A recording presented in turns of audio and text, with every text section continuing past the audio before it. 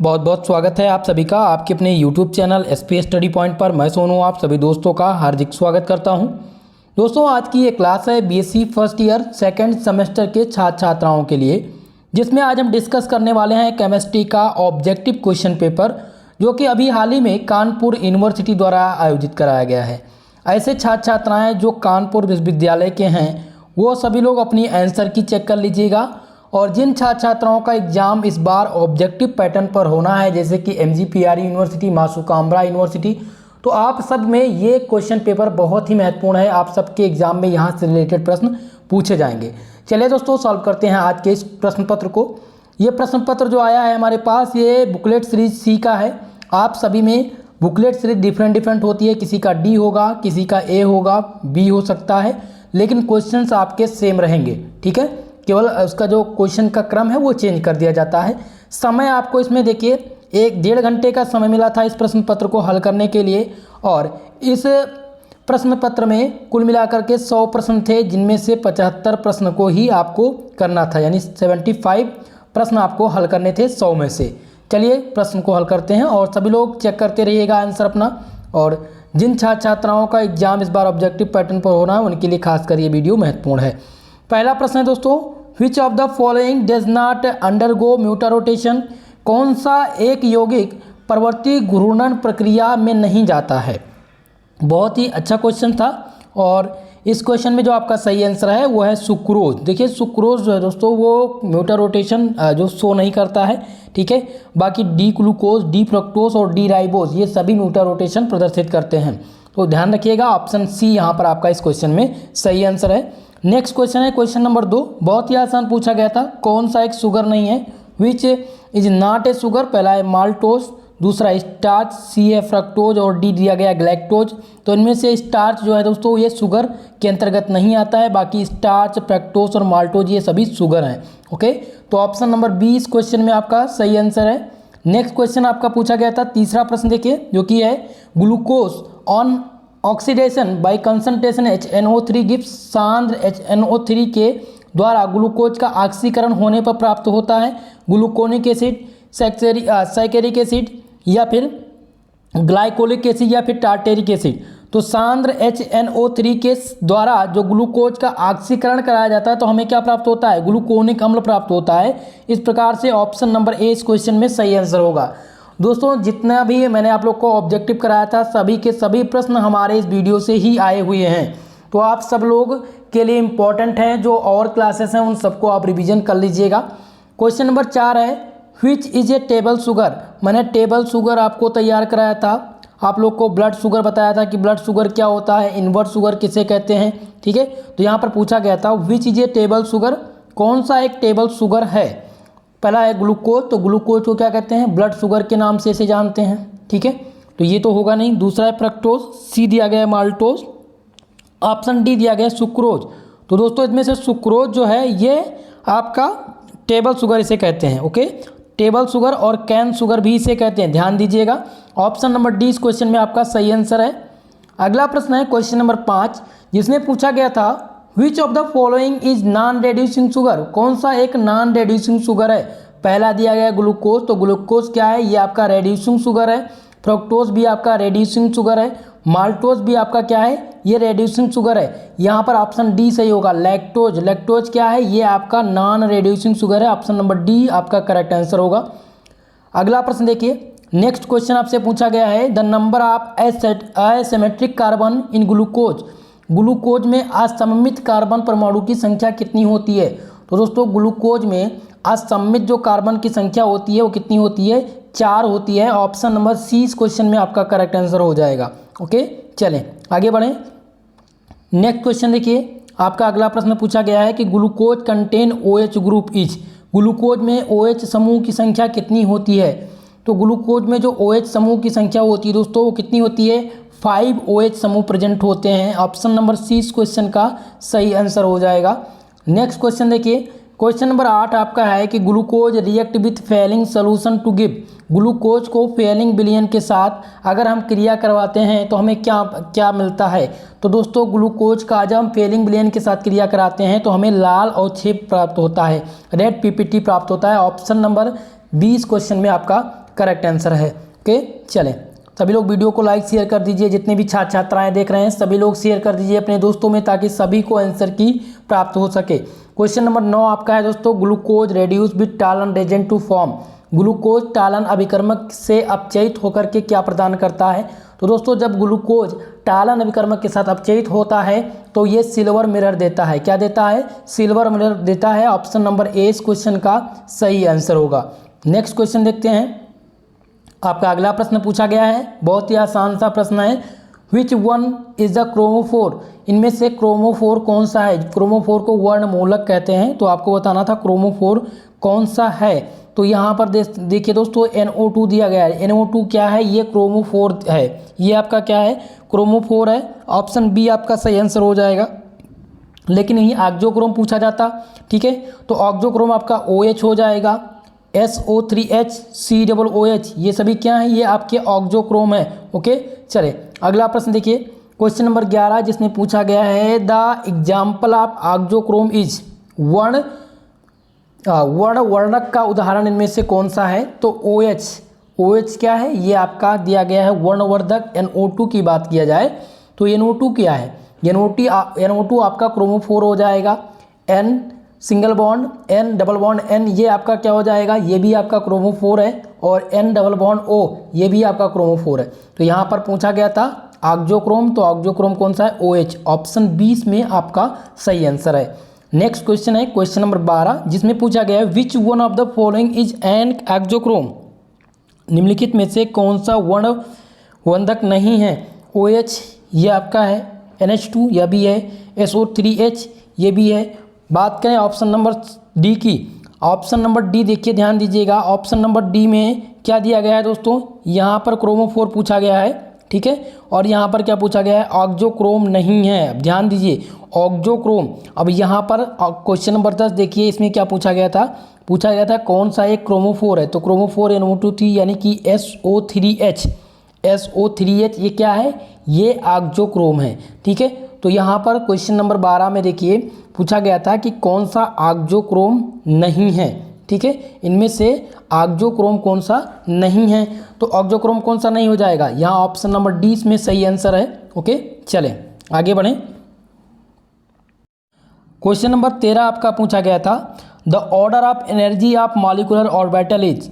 आणविक कक्षक के ऊर्जा का सही क्रम क्या है? तो आणविक कक्षक के ऊर्जा का जो सही क्रम होगा वो क्या हो जाएगा? वो हो जाएगा दोस्तों sigma greater than pi greater than sigma star delocalisation.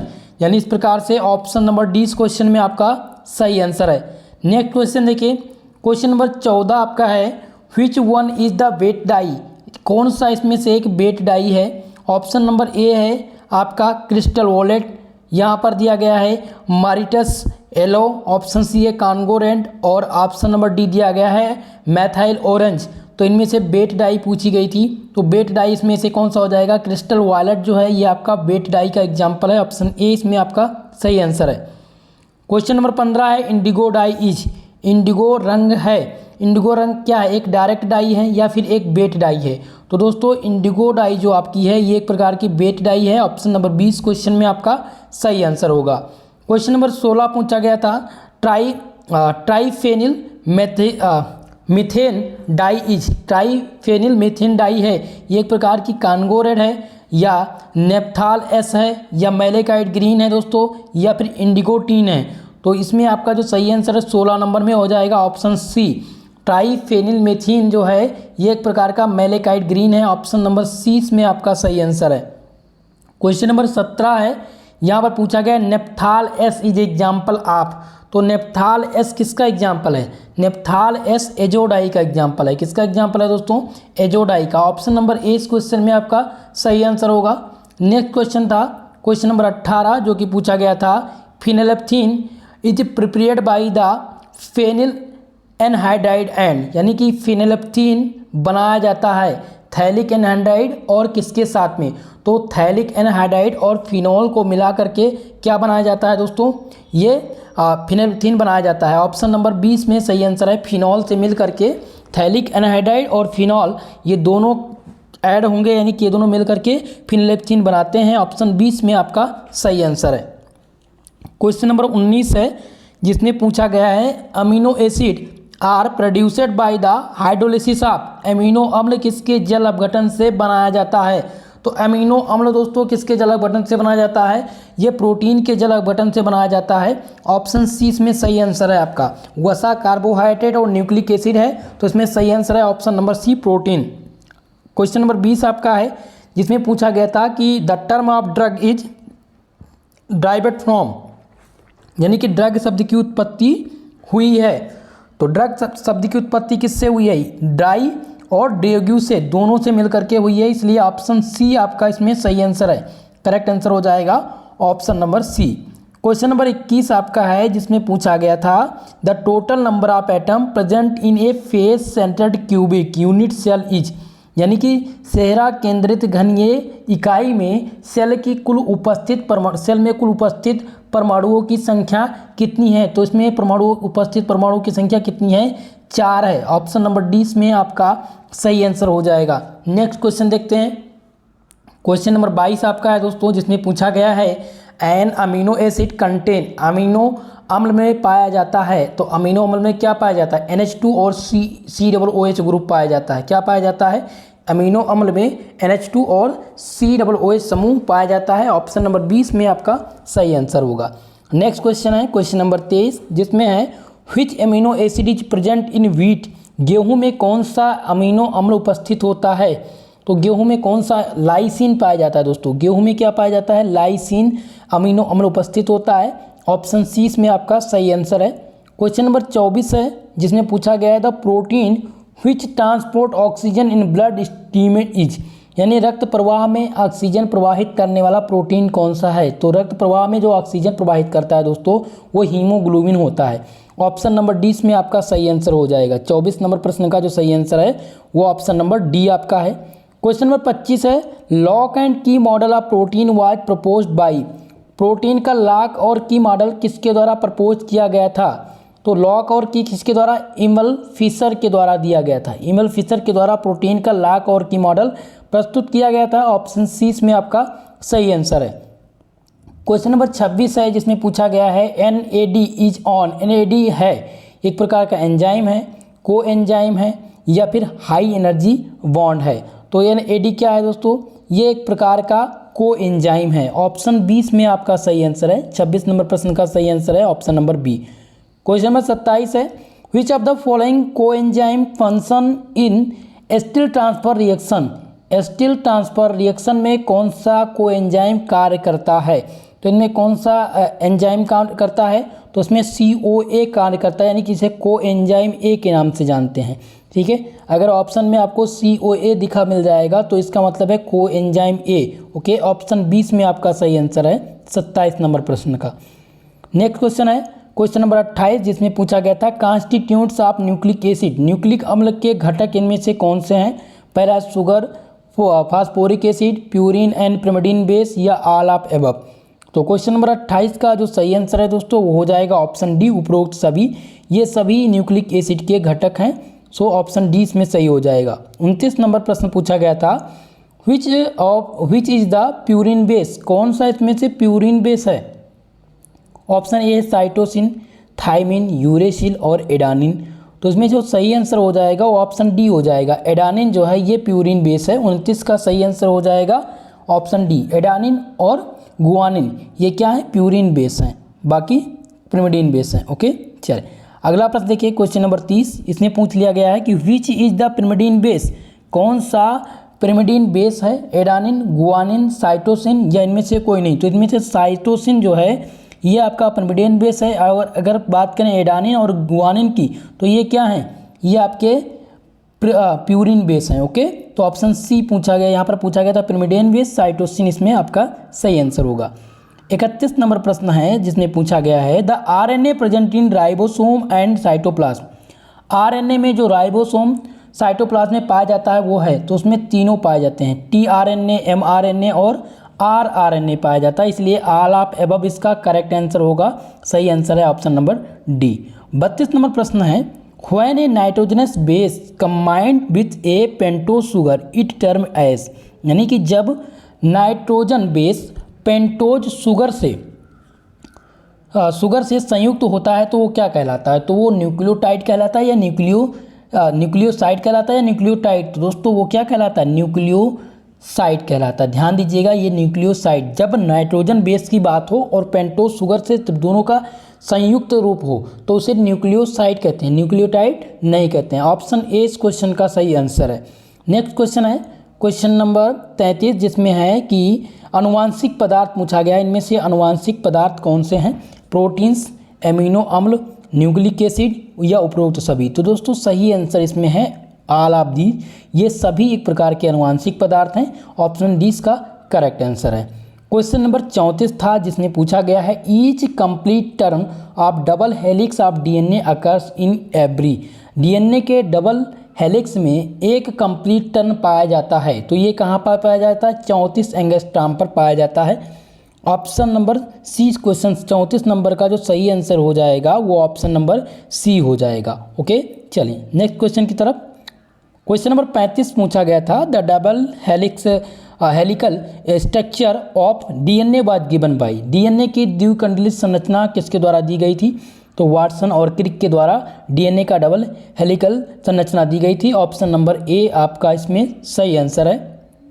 Question number 36, जिसमें पूछा गया है एस्पिरिन इज नोन एज। तो एस्पिरिन किसके नाम से जाना जाता है? नाइट्रोग्लिसरीन के नाम से या माइनोफेन या एस्टिल सैलिसिलिक एसिड? तो दोस्तों एस्टिल सैलिसिलिक अम्ल। एस्पिरिन को किससे जाना जाता है? एस्पिरिन को दूसरा जो एस्पिरिन का नाम है वो एस्टिल सैलिसिलिक एसिड है। ऑप्शन नंबर सी इसमें आपका सही आंसर है। क्वेश्चन नंबर 37 है, जिसमें पूछा गया PABA स्टैंड फॉर। PABA निरूपित करता है, तो ये क्या निरूपित करता है? यह निरूपित करता है दोस्तों पैरा एमिनो बेंजोल एल्कोहल निरूपित करता है। क्या निरूपित करता है? पैरा एमिनो बेंजोल एल्कोहल निरूपित करता है। ऑप्शन नंबर डी इसमें आपका करेक्ट आंसर है इस क्वेश्चन में। ओके, चलें बढ़ें आगे क्वेश्चन कर। नेक्स्ट क्वेश्चन है एड्स का फुल फॉर्म पूछा गया है। AIDS stand for. तो एड्स का जो फुल फॉर्म होता है वो क्या होता है? जल्दी से सभी लोग बताइए। ये होता है acquired immuno deficiency syndrome. Okay, option C इसमें आपका करेक्ट आंसर है। सही आंसर हो जाएगा ऑप्शन नंबर सी। ओके, चलें क्वेश्चन नंबर 42 है, जिसमें पूछा गया था the drug which are use in relief pain, यानी कि वह औषधि जो दर्द निवारक के रूप में प्रयुक्त होती है उसे क्या कहते हैं? उसे एंटी इन्फ्लामेटरी कहते हैं या एंटीपायरेटिक कहते हैं या एंटीबायोटिक कहते हैं या एनाल्जेसिक एजेंट कहते हैं? तो इसे एंटीपायरेटिक एजेंट कहते हैं।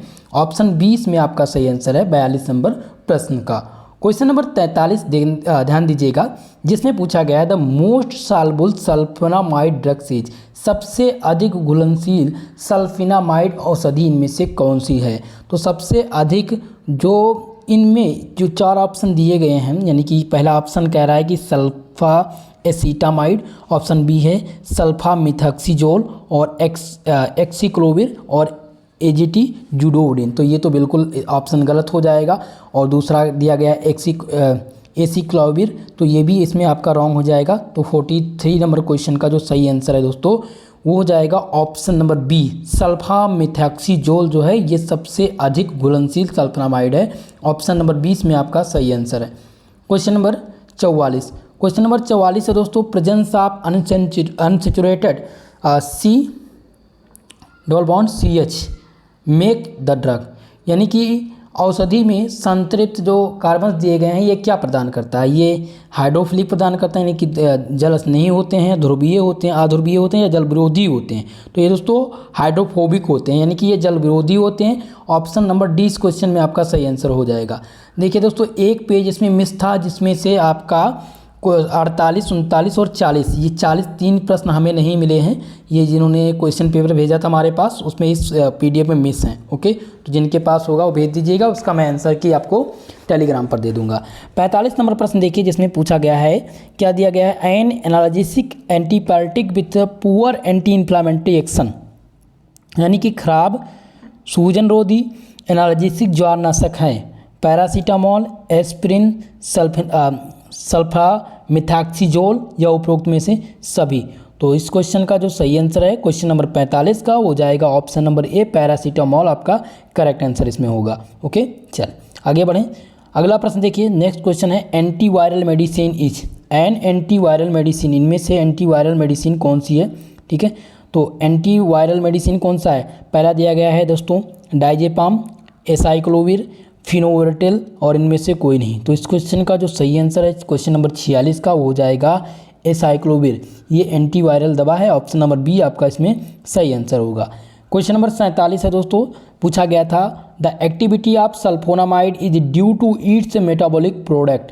सल्फोनामाइड्स की सक्रियता का कारण इसका मेटाबॉलिक उत्पाद है। तो पहला दिया गया GABA, ऑप्शन बी कह रहा है कि 4 एमिनो बेंजीन सल्फोनामाइड, आइसोसार्बिट डाइनाइट्रिल और ए और सी दोनों।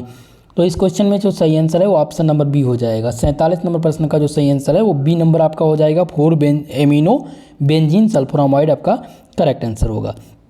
क्वेश्चन नंबर 48 है दोस्तों, जिसमें पूछा गया है क्लोरोफिनकाल वाज सिंथेसिस बाय, यानी क्लोरोफिनकाल संश्लेषण किया जाता है इकॉल से संश्लेषण किया जाता है, या फिर दिया गया है लिस्टेरिया मोनोसाइटोजिन से, या फिर स्पेक्ट्रोमाइड बेंजूलाई से, या फिर उपरोक्त सभी।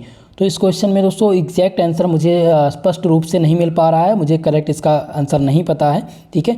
और ये हो सकता है ये पूरक प्रश्न भी हो, इसका यूनिवर्सिटी क्या आंसर मानती है इसी पर डिपेंड है, ओके। तो इसमें आल आप दीजिए, वैसे जिन्होंने टिक किया होगा उनका सही है आंसर, चांस है कि इसका सही आंसर होना चाहिए। बाकी मैं इसका आंसर आपको कमेंट बॉक्स में प्रोवाइड करा दूंगा।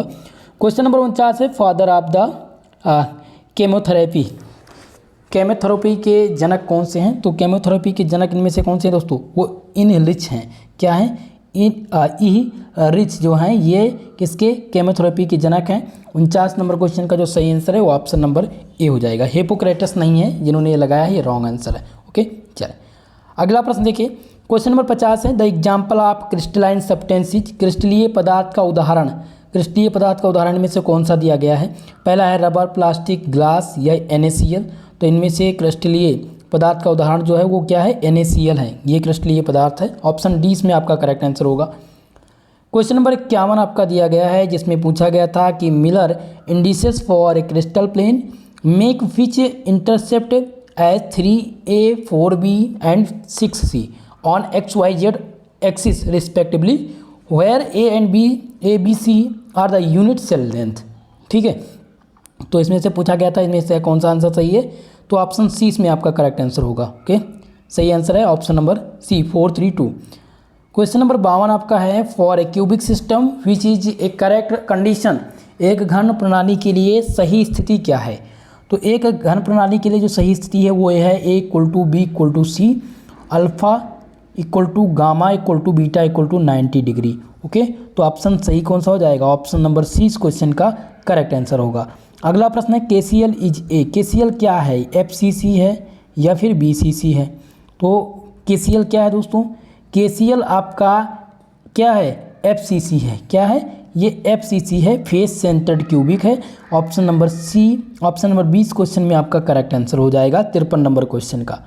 क्वेश्चन नंबर 54 पूछा गया है in 4 item are present in unit cell of a cubic system then it should be example of, यानी कि यदि एक घन प्रणाली के इकाई सेल में 4 परमाणु उपस्थित हैं तो इसका उदाहरण है चेहरा, यानी कि FCC सेंटर्ड क्यूबिक सेल है, या फिर बॉडी सेंटर्ड क्यूबिक सेल है, या सिंपल क्यूबिक सेंटर्ड सेल है, या नन ऑफ दीज।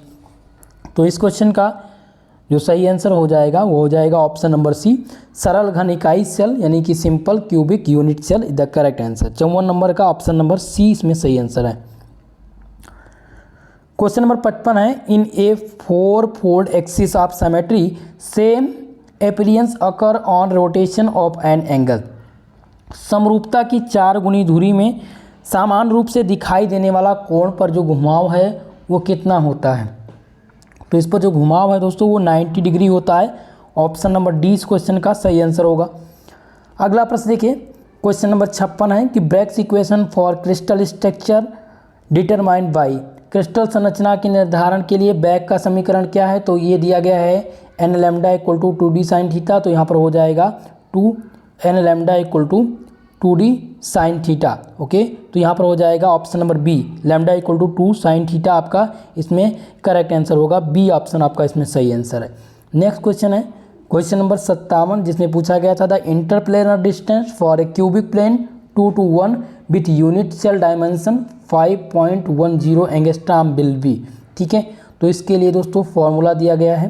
क्या दिया गया है यहाँ पर? आपका फॉर्मूला हो जाएगा D equal to under root 2 का स्क्वायर प्लस 1 का स्क्वायर, और यहाँ पर दिया गया 5.1 एंगस्ट्रॉम। ठीक है, ये आप सॉल्व कर लेंगे, आपका पूरा का पूरा मान आ जाएगा।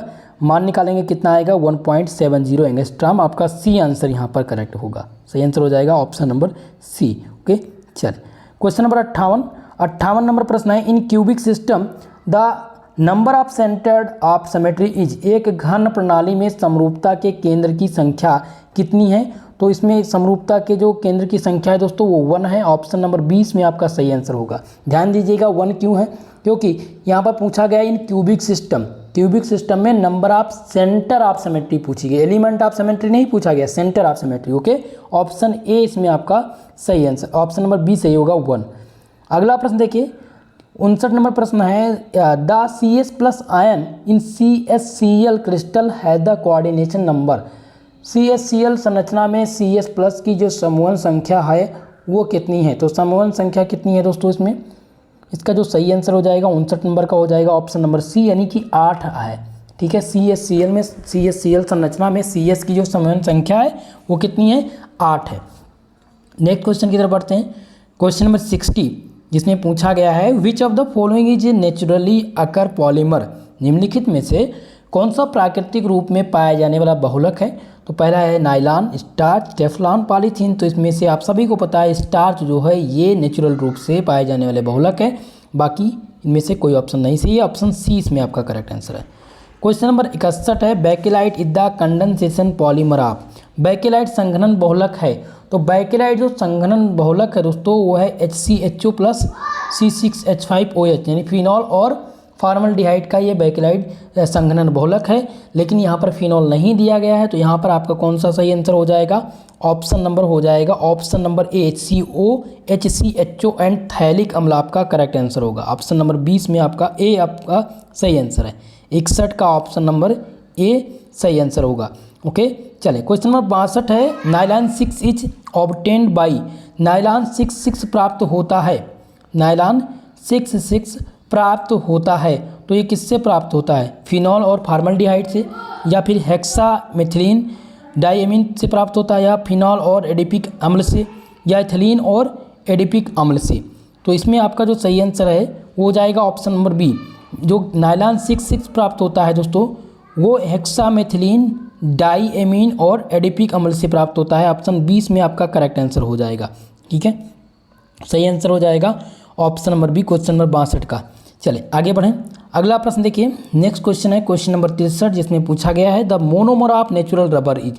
प्राकृतिक रबर का मोनोमर इनमें से कौन सा है? तो प्राकृतिक रबर का जो मोनोमर है दोस्तों वो आइसोप्रीन है। ऑप्शन नंबर बी आपका इसमें करेक्ट आंसर हो जाएगा। सही जवाब हो जाएगा option number B. Question number 64 पूछा गया था, Teflon is obtained by polymerisation of. किसके बहुलकीकरण से टेफ्लॉन प्राप्त होता है? पहला ऑप्शन है butadiene, vinyl chloride, vinyl cyanide, tetrafluoroethylene. तो इसमें से जो सही आंसर है दोस्तों वो हो जाएगा ऑप्शन नंबर डी, टेट्राफ्लोरोएथिलीन के बहुलकीकरण से टेफ्लॉन प्राप्त होता है। ऑप्शन नंबर डी इसमें आपका सही आंसर होगा। क्वेश्चन नंबर 65 है, which of the following polymer contain nitrogen. निम्नलिखित बहुलक में से कौन सा नाइट्रोजन कंटेन करता है? तो नाइट्रोजन कंटेन करने वाला जो बहुलक है वो है नायलॉन।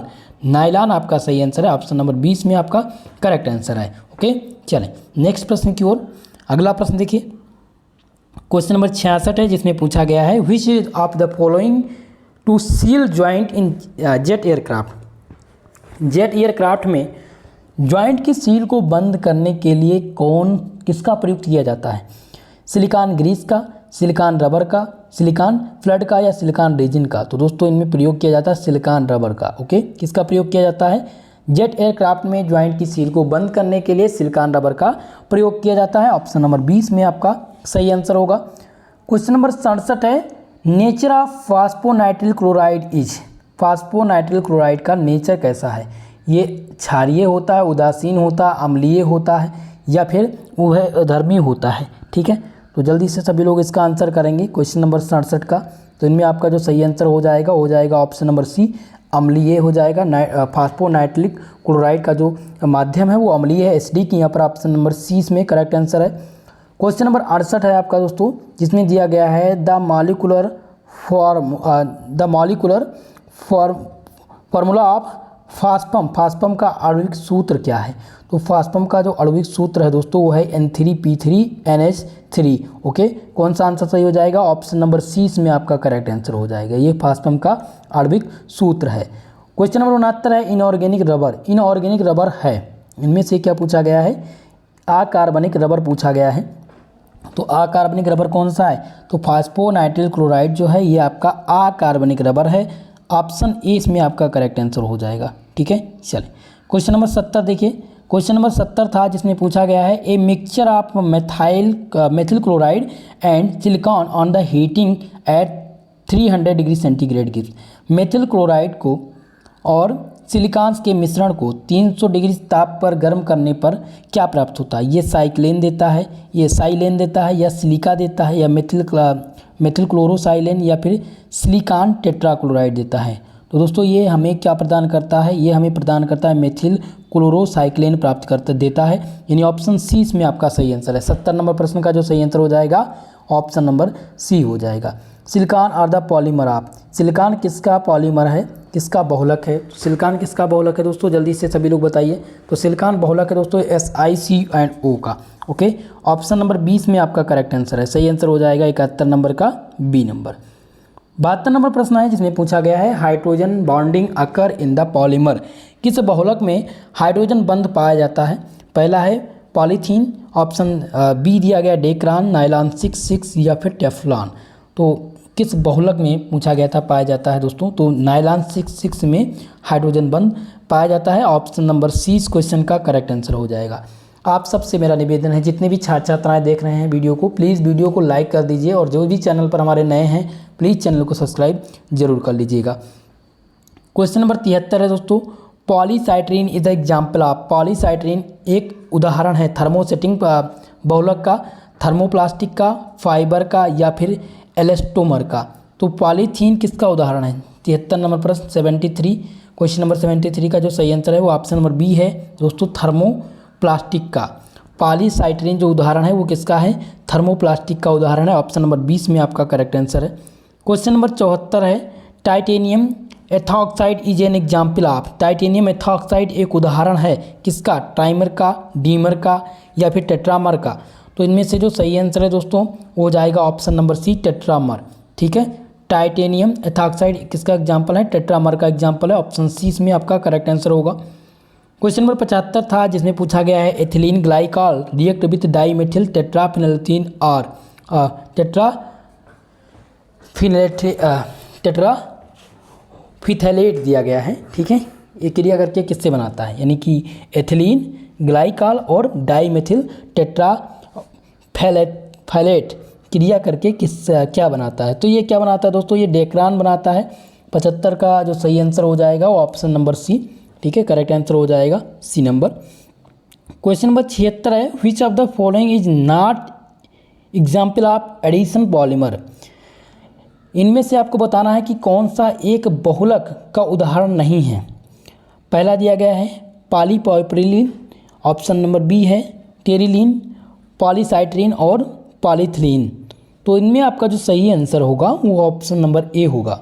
ओके, 76 नंबर प्रश्न का जो सही आंसर है, माफ़ कीजिएगा, 76 नंबर प्रश्न का जो सही आंसर है वो आंसर बी है, यानी टेरिलीन आपका करेक्ट आंसर होगा। इस क्वेश्चन में करेक्ट आंसर होगा ऑप्शन नंबर बी, टेरिलीन। ठीक है, इनमें से बहुलक का उदाहरण नहीं है। बाकी आगे बढ़ें, नेक्स्ट क्वेश्चन है क्वेश्चन नंबर 77 जिसमें पूछा गया है कि ब्यूटाइन और वाइनिल साइनाइड के बहुलकीकरण से प्राप्त जो समबहुलक है उसे जाना जाता है, उसे टेरिलीन के रूप में जाना जाता है, ब्यूना GRS के रूप में, या ब्यूना N के रूप में जाना जाता है, या ब्यूना S के रूप में जाना जाता है। तो इसको किसके रूप में जाना जाता है? ब्यूना N के रूप में जाना जाता है। 77 का जो सही आंसर हो जाएगा वो हो जाएगा option number C, Buna N is the correct answer. Okay, चले क्वेश्चन नंबर 78 दिया गया है जिसमें पूछा गया है द फॉर्मेशन ऑफ लीनियर, ठीक है, polyethylene by using of Ziegler Natta catalyst, follow the mechanism. Ziegler Natta उत्प्रेरक के प्रयुक्त से बना रेखीय जो पॉलीथीन है वो निम्न क्रियाविधि को अपनाता है। पहला दिया गया है कैटानिक पॉलीमराइजेशन को, या फ्री रेडिकल पॉलीमराइजेशन को, या एनाइक पॉलीमराइजेशन को, इनमें से कोई नहीं। तो जिगलर नट्टा उत्प्रेरक के जो प्रयुक्त से बना रेखीय पॉलीथीन है वो किससे निम्न क्रियाविधि को अपनाता है, वो फ्री रेडिकल पॉलीमराइजेशन को अपनाता है। ऑप्शन 20 में आपका करेक्ट आंसर हो जाएगा। नेक्स्ट प्रश्न की ओर बढ़ेंगे। क्वेश्चन नंबर 79 है tartaric acid is a compound. Tartaric अम्ल एक यौगिक है, एक क्रियात्मक समूह है, द्विक्रियात्मक है, त्रिक्रियात्मक है, या चतुर्थ क्रियात्मक है। तो टार्टेरिक एसिड में 4 फंक्शनल ग्रुप लगे होते हैं। कितने? 4 फंक्शनल ग्रुप लगे होते हैं। ऑप्शन नंबर डी आपका यहाँ पर सही आंसर होगा। क्वेश्चन नंबर 80 है phenol formaldehyde resin is also known as. Phenol formaldehyde और रेजिन जाना जाता है। पहला ऑप्शन दिया गया है यहाँ पर एक्सीरेसिन, साइट्रीन, नाइलॉन 66 या फिर बैकेलाइट के रूप में इसे जाना जाता है। तो इसको किसको रूप में जाना जाता है? इसको बैकेलाइट के रूप में जाना जाता है। ऑप्शन नंबर डी इसमें आपका करेक्ट आंसर हो जाएगा। क्वेश्चन नंबर 81 है आपका, जिसमें पूछा गया था in Buna S for stand for. Buna S में एस का अर्थ क्या है? ब्यूना एस में एस का अर्थ क्या है? तो ब्यूना एस में एस का जो अर्थ है दोस्तों वो क्या है? वो है साइटरीन। ओके, ऑप्शन नंबर डी इसमें आपका करेक्ट आंसर है। 82 नंबर प्रश्न है the monomer unit of nylon 6 is. Nylon 6 का मोनोमर यूनिट क्या है? पहला है कि प्रोपिलीन। ऑप्शन नंबर बी आपका दिया गया है, जिसमें कह रहा है दोस्तों एथिलीन ग्लाइकॉल।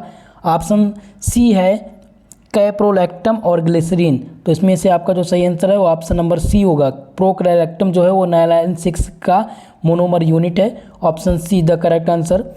क्वेश्चन नंबर 83, जिसमें पूछा गया था which one catalyst is not use for the cationic addition polymerization. कौन सा उत्प्रेरक धनायनी संकल बहुलकन में प्रयुक्त नहीं होता है? तो इनमें से ग्रिग्नाट रेजेंट का उपयोग नहीं किया जाता है। ऑप्शन डी इसमें आपका करेक्ट आंसर हो जाएगा। क्वेश्चन नंबर 84 है, जिसमें दिया गया है कि Ziegler Natta catalyst is formulated by. Ziegler Natta उत्प्रेरक का रासायनिक सूत्र क्या है? तो जिगलर नट्टा उत्प्रेरक का जो रासायनिक सूत्र है वो है C6H5 का होल थ्राइस AlTiCl4। इस प्रकार का कौन सा ऑप्शन सही होगा? ऑप्शन नंबर ए इस क्वेश्चन का करेक्ट आंसर हो जाएगा। सही जवाब हो जाएगा ऑप्शन नंबर ए। क्वेश्चन नंबर 85 है which is not true statement. सत्य कथन में से कौन सा नहीं है? Natural rubber is a hydrocarbon. प्राकृतिक रबर एक हाइड्रोकार्बन है।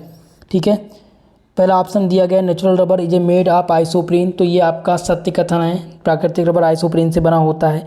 प्राकृतिक रबर का विकृतीकरण होता है, तो ये भी आपका सही है।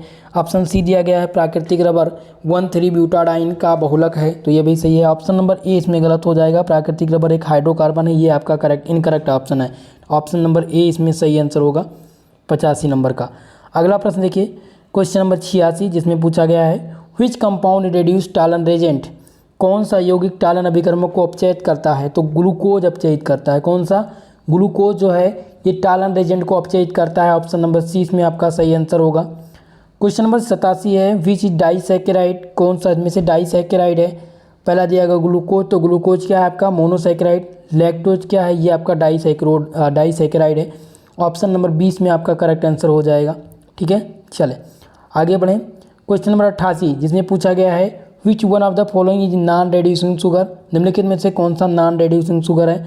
तो इनमें से सुक्रोज आपका नॉन रेड्यूसिंग शुगर है, बाकी माल्टोज आपका रेड्यूसिंग शुगर है, लैक्टोज आपका रेड्यूसिंग शुगर है, और सेलुलोज भी आपका रेड्यूसिंग शुगर है। ठीक है, तो ऑप्शन डी इसमें आपका करेक्ट आंसर हो जाएगा सुक्रोज। चलिए अगला प्रश्न है question number 89, the convert sugar is माफ़ कीजिएगा इन्वर्ट शुगर इज। इनमें से इन्वर्ट शुगर कौन सा है? तो इन्वर्ट शुगर किसे कहते हैं दोस्तों? तो इन्वर्ट शुगर किसे कहते हैं? इन्वर्ट शुगर आपका हो जाएगा ग्लूकोज एवं फ्रक्टोज का समोत्तर मिश्रण को क्या कहते हैं? इन्वर्ट शुगर कहते हैं। ऑप्शन डी इसमें आपका करेक्ट आंसर हो जाएगा 89 नंबर क्वेश्चन का। क्वेश्चन नंबर 90 है which one is the present in milk. दूध में कौन सा पाया जाता है? तो दूध में लैक्टोज पाया जाता है। ऑप्शन नंबर ए इसमें आपका करेक्ट आंसर हो जाएगा। क्वेश्चन नंबर 91 है which one is known as malt sugar. Malt sugar के नाम से किसे जाना जाता है? तो पहला ऑप्शन है ग्लूकोज, जिसे ब्लड शुगर कहते हैं। फ्रक्टोज की बात करें तो फ्रक्टोज आपका होगा नहीं। माल्टोज जो है इसे माल्ट शुगर के नाम से जानते हैं। ऑप्शन सी इसमें आपका करेक्ट आंसर हो जाएगा 91 नंबर प्रश्न का। क्वेश्चन नंबर 92 है जिसमें पूछा गया है कि isoelectric point in the pH at which सम विभव बिंदु पीएच मान है जिस पर क्या होता है जीटर आयन है नो चार्ज, जिसके पास जीटर आयन के पास कोई आवेश नहीं होता है। ओके, ऑप्शन नंबर डी इसमें आपका करेक्ट आंसर है। क्वेश्चन नंबर 93 है प्रोटीन्स होता है, तो प्रोटीन्स क्या होता है, चलिए जल्दी से आप सभी लोग आंसर करेंगे। प्रोटीन्स क्या होता है, तो proteins alpha amino carboxylic acid होते हैं। ऑप्शन नंबर सी इसमें आपका करेक्ट आंसर हो जाएगा। ओके, सही आंसर है option number C. Next question है क्वेश्चन नंबर 94 जिसमें दिया गया है which of the following is the main structure feature of protein. नीचे दिए गए विकल्पों में से कौन सा प्रोटीन का मुख्य विशेष स्ट्रक्चर है। पहला है peptide linkage, ester linkage, ether linkage या अल्फा बीटा लिंकेज। तो इनमें से आपका जो सही आंसर है वो क्या हो जाएगा, 94 नंबर क्वेश्चन का जो सही आंसर है वो हो जाएगा ऑप्शन नंबर ए, यानी peptide linkage is the correct answer. ये मेन स्ट्रक्चर है उसका। क्वेश्चन नंबर 95 है the linear arrangement of amino acid unit in protein is called. Protein में एमिनो अम्ल इकाई के रेखीय व्यवस्था को क्या कहते हैं। प्राथमिक स्ट्रक्चर कहते हैं, सेकेंडरी कहते हैं, टर्सरी या क्वार्टनरी स्ट्रक्चर कहते हैं। तो इसको क्या कहा जाता है, इसको दोस्तों क्या कहते हैं, इसको प्राइमरी स्ट्रक्चर कहते हैं। ऑप्शन नंबर ए इस क्वेश्चन में आपका करेक्ट आंसर है। दोस्तों पीडीएफ पे क्लियर नहीं है इसका, ठीक है, इसलिए स्पष्ट रूप से शायद दिखाई ना पड़ रहा हो आपको क्वेश्चन, लेकिन मैं आपको क्वेश्चन बोल दे रहा हूँ, आप लोग मिला लीजिएगा। दिया गया 96 number question the alpha helix is common form of. Alpha helix common रूप किसका है, प्राइमरी स्ट्रक्चर का है, टर्सरी स्ट्रक्चर का है, सेकेंडरी स्ट्रक्चर का है या नन ऑफ दीज। तो इनमें से जो अल्फा हेलिक्स है दोस्तों वो किसका है, तृतीयक यानी सेकेंडरी, माफ़ कीजिएगा सेकेंडरी स्ट्रक्चर का अल्फा हेलिक्स जो है वो सेकेंडरी स्ट्रक्चर का प्राथमिक रूप है। ऑप्शन नंबर सी इसमें आपका करेक्ट आंसर हो जाएगा 96 नंबर क्वेश्चन का। ओके, चलें नेक्स्ट क्वेश्चन देखते हैं। क्वेश्चन नंबर 97 जिसमें पूछा गया है the alpha helix held to the quality formation partially because of. Alpha helix किस कारण से आंशिक रूप से काइट संरचना में व्यवस्थित किया जाता है। ऑप्टिकल एक्टिविटी के कारण, हाइड्रोजन बॉन्डिंग के कारण, रिजोनेंस यानी अनुनाद के कारण या डीलोकलाइजेशन। तो इनमें से सही आंसर है हाइड्रोजन बॉन्ड। क्वेश्चन नंबर 97 का जो सही आंसर है वो option number B hydrogen bond आपका करेक्ट आंसर होगा, ठीक है, क्योंकि जो अल्फा हेलिक्स है वो हाइड्रोजन बॉन्ड के कारण आंशिक रूप से क्वालिट संरचना में व्यवस्थित होता है। ओके, चलें अगला प्रश्न है क्वेश्चन नंबर 98 जिसमें पूछा गया है कि अपान हाइड्रोलिसिस प्रोटीन गिव। प्रोटीन का जो जब हम जल अपघटन कराते हैं तो हमें क्या प्राप्त होता है, तो हमें अमीनो अम्ल प्राप्त होता है। क्या प्राप्त होता है, अमीनो अम्ल प्राप्त होता है। यहाँ पर सही आंसर हो जाएगा option number A. Next question है जिसमें दिया गया है irreversible preparation of protein caused by heating is known as. गर्म करने पर प्रोटीन का जो अनुक्रमणीय अवक्षेपण होता है इस प्रक्रिया को क्या कहा जाता है, तो इस प्रक्रिया को डीनेचुरेशन कहा जाता है। क्या कहा जाता है, डीनेचुरेशन, विकृतीकरण कहा जाता है। ऑप्शन नंबर बी इस क्वेश्चन में आपका करेक्ट आंसर हो जाएगा, सही जवाब हो जाएगा। क्वेश्चन नंबर 100 है which of the following test is not use for testing protein. Protein के परीक्षण के लिए कौन सा विधि उपयोग में नहीं लाया जाता है। तो पहला दिया गया निनहाइड्रिन टेस्ट, तो ये प्रोटीन के टेस्ट में उपयोग किया जाता है। दूसरा दिया गया है दोस्तों जिसमें है ब्यू टेस्ट, बायो टेस्ट, तो इसमें भी यूज किया जाता है। जेंथ्राप्रोटिक टेस्ट, इसका भी उपयोग किया जाता है। इनमें से टालन टेस्ट का उपयोग नहीं किया जाता प्रोटीन के परीक्षण के लिए। ऑप्शन डी इसमें आपका करेक्ट आंसर हो जाएगा। क्वेश्चन नंबर 100 का जो सही आंसर है वो ऑप्शन नंबर डी है। 100 क्वेश्चन थे जिनको मैंने पूर्ण रूप से आप लोग को सॉल्व करा दिया है। किसी भी क्वेश्चन पे आपको अगर डाउट है तो आप कमेंट बॉक्स में उस क्वेश्चन को पेस्ट करने का प्रयास कीजिएगा। मैं प्रयास करूंगा उसका करेक्ट आंसर क्या होगा उसको बताने का। दोस्तों एक आध दो पूरक प्रश्न हो सकते हैं। पूरे प्रश्न पत्र में लगभग 3 से 4 प्रश्न ऐसे होते हैं जो पूरक प्रश्न होते हैं जिनका एग्जैक्ट आंसर यूनिवर्सिटी पर ही डिपेंड होता है। ओके, तो इस प्रकार के अगर कोई भी क्वेश्चन आपको लगते हैं, अगर किसी भी क्वेश्चन पर डाउट लगता है तो आप कमेंट करके जरूर बताइएगा। ओके, और आप सबसे मेरा निवेदन है वीडियो को सबसे पहले तो लाइक कर दीजिए यार, और जो भी हमारे चैनल पर नए हैं प्लीज़ आप सबसे मेरा रिक्वेस्ट है वीडियो को लाइक शेयर करिए, और चैनल पर जो भी हमारे नए हैं प्लीज़ चैनल को सब्सक्राइब जरूर कर लीजिएगा। ओके, तो आज के लिए बस इतना ही, मिलते हैं नेक्स्ट वीडियो में, तब तक के लिए जय हिंद जय भारत।